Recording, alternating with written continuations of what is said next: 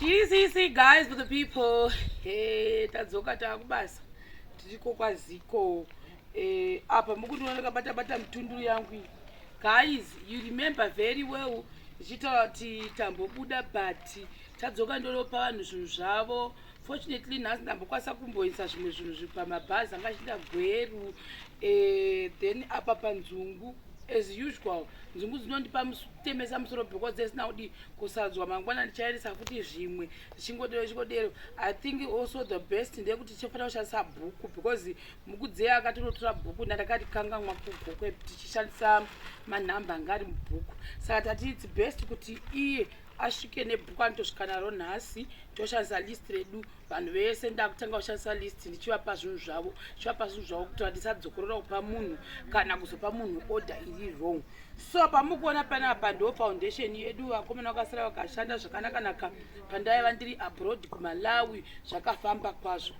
Simbi idzo ugodzitora ugodzirongedzedzo. Inini I like imba inenge neopen space. Ndakatozozvionawo kuti ma-open space dzimba dzinenge dzakanaka zingeidzi. Saka this area yese iyi lounge. Ndo palobby apa palobby iyo iri lounge. Wauya kuno this one is an open space. Apa dining area. Area yedu kuno uku. Hamozibona manje. Ayo mabedroom amukona nema-walk-in closet nema-insuit zvamukona kwese. This is another bedroom riri apa zvakare iri riri apo. Mamwe mabedroom ari kuside uku hamozviona. Then garage redu iro saka ndo zvazviri. Hamuna pabata manje. Hakuna zvisharodzi. Kude maisa zvisharodzi padivi tipote tichiba zvedu. Kwakupfeka ringi? Wakaingeja? Radio. So guys, for the people, patati kuMalawi kuabroad munhu wese akadi takawirira ndikati no pane kuti vanhu vagare ngapafanira kucherwa septic tank because tava takamirira zvakare vazvo kuti vauye vaise mapaipi aya pasi vamwe vanoti decking. By the way, I was MI because handine stress dzekumanya nemamwe maorder evanhu. Ndida kumboona kuti zvinogona kuzoti ndizokundikana kuti ndipe vanhu zvinhu pawiki rangu rese randiri muno muHarare ndezvipi. Ndambozama vanhu vaJehovha musoro kutogwadza izvi zvandichagoni nekumanya.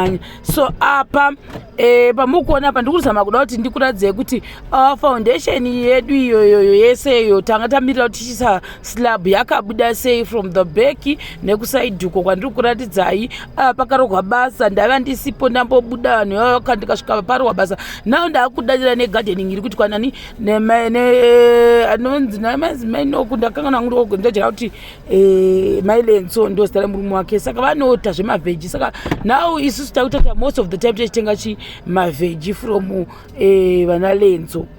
So apo ndada kuda kutorova pasi zvangu zvararovira chigadzira kunosangana navazhou. So apa pamakuona apa pane mapaipi pamukuona kuwanda apa ndiri kupukuta zvangu kamera yangu. Takataenda kunotenga mapaipi aya nana vazhou nemukomana techimurungu uya ndiwatataenda plus kumwe kwati anenge asingakuzivi. So ndakanoti ngatisangane mutauni toita sei tonotenga mapaipi achona mukuona esaya ndo ari mamwe acho ari kuinda pasi, mamwe mazhinji amukuona haapereri pasi ese achazoenda kumudhuri then nemudenga. Saka nenyaya yekuti transport yaizonetsa pakangonzi ngapangotengwa eseka1 akazotsvetera nozosvoterawo but ngatimboitire nyaya yetransport aite sei ainde eseka1. So apo pandi vamugadhi vangu vacho pazvinhu zvokuti tisunge because mamwe mapaipi anga asina kusungwa. Apa vangu vakutonditi mukunditora kuti ndigodii kati no ndezvekubasa kwedu, don't worry about that. Saka ndo zvandaitoseka ndichoti ndini ndikuzvitora, don't worry, hamusi kubuda muvidhiyo, it's not about you, it's about me. Hamozviona manje nana vazhou. So da kutenda vazhou guys, munhu are you busy? I remember very well kuti vatori kunyanga ndikavakumbira ndikati please vazho I can't look for another person because ndima ndajera kushanda nawo for the meantime handizodi kunzwa kuti imba yavo yadi yaputika kati yazonzi itozwa kuti imba yakufamba nemagetsi inoitika kuda inodzirika tisivi. So apa komana mukuona apapa because tatichadza kuti tichotsvara here zvimota kana kuti kudii. Saka vazho vakati no ngatichezve kutora vakomana vanenge vari pazhe vanenge vachidanzira kuti mopinda nemushopu medu munoziva zvemutanunzi uye kambona murungu madi mushopu medu maita zvakati makaita zvakati. Guys, for the people I didn't know kuti kuna unogona kuita mari chokuti ndokusengerai ndokuchaja kana kuti $2 nemaoko nehuro iyi.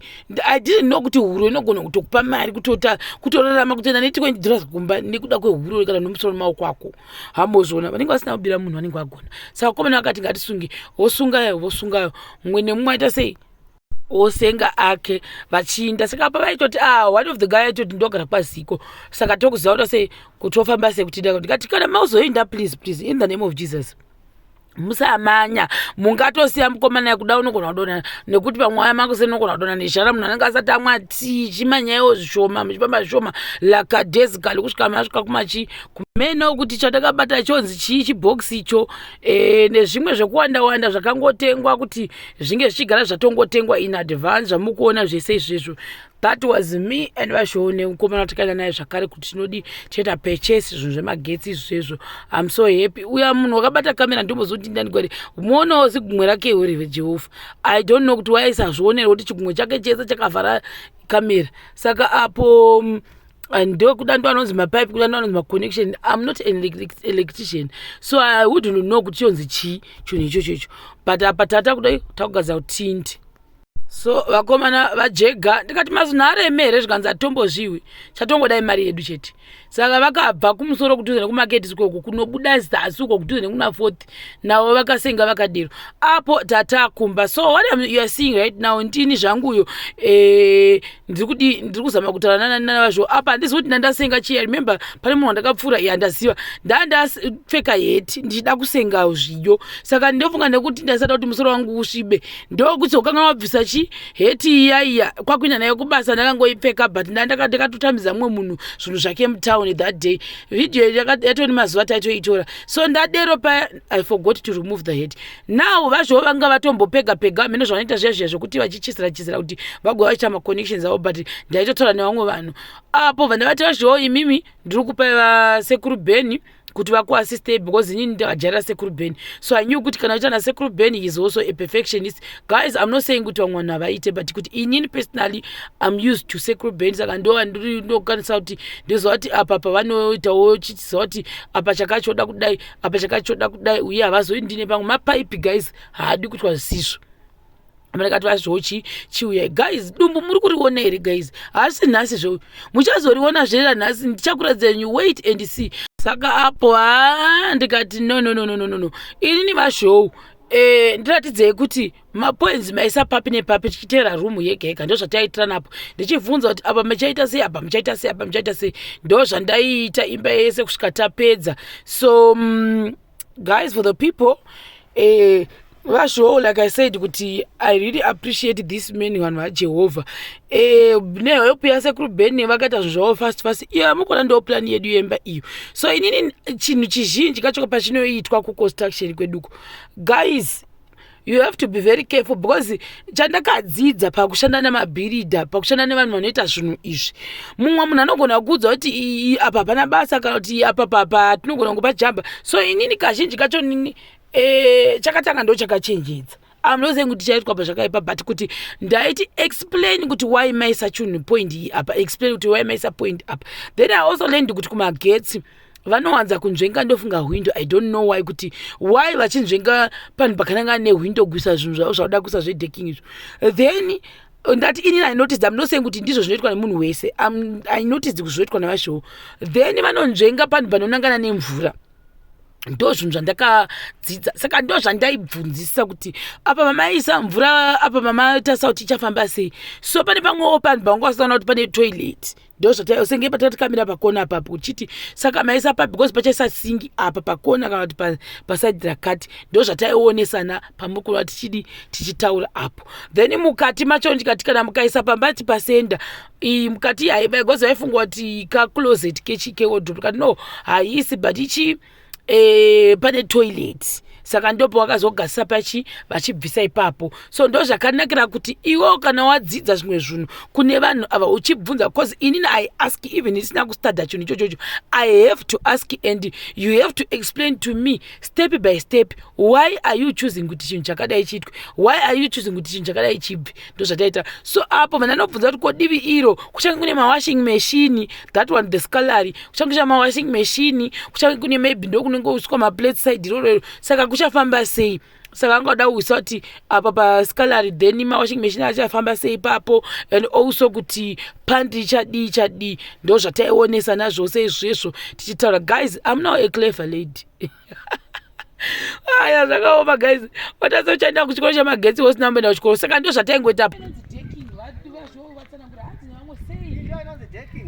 yokuti haiweste mawaya achanda mashoma time chaiyo kuti wiring ishoma futi nokuti apa hausweri uchiita wiring unongoita kuseni wopedza saka plus mawaya acho ane ari mashoma instead okutenga 2 marows emaredi unenge wautenga hafu kana kuti it's cheaper here zviri cheaper kopanyaya yakusimba kana kudii zvakasimba imba haitsve nokuti aya maplug anenge ari muconcrete imba haitsvi zvinopisa ndeyekuti ikanga iri murufu saka malaitsi haana moto wekuti bai unopisa zvese kuka maplug vauye vati deking ndobva vati thursday haichabudi friday zuro vakati ndovata ndichasei ndichifamba mubhazi saka vakwira hana kuma midnight ndandichita kuvafonera ndichibhega ndikati vazvoo please I beg you in the name of Jesus musvike because now silabhu yedu chitamirira imimi kuti musvike ende izvi zvese zvemuri kuona pasi izvi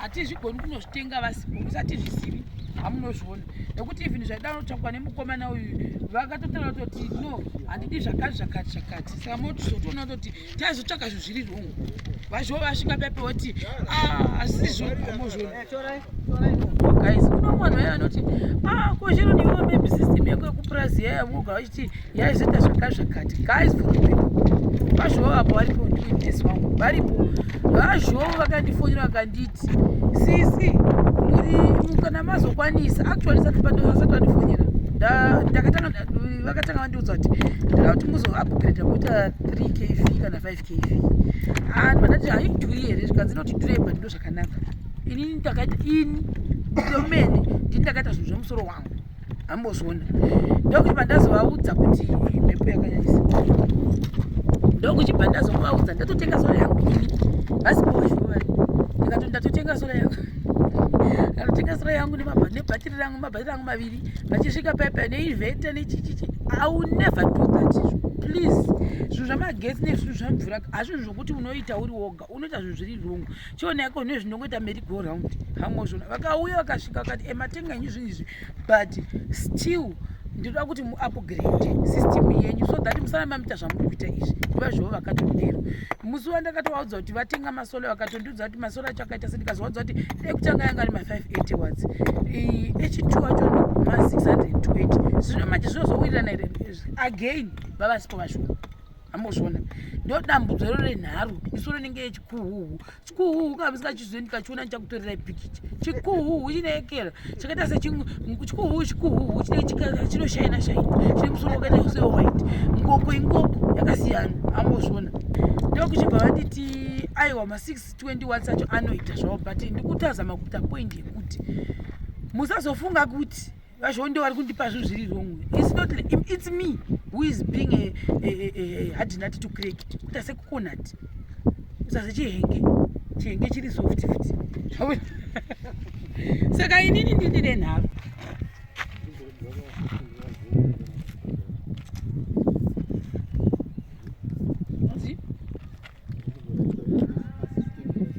I'm very happy. Musoro wangu wangu ototema saa ndaiziva kuti avambondidisappoint. Saka panapa ndozova toti now nhasi tamukira asi musoro wangu ndotorwa musoro. I think ihope idzi inorwadza nepapapa.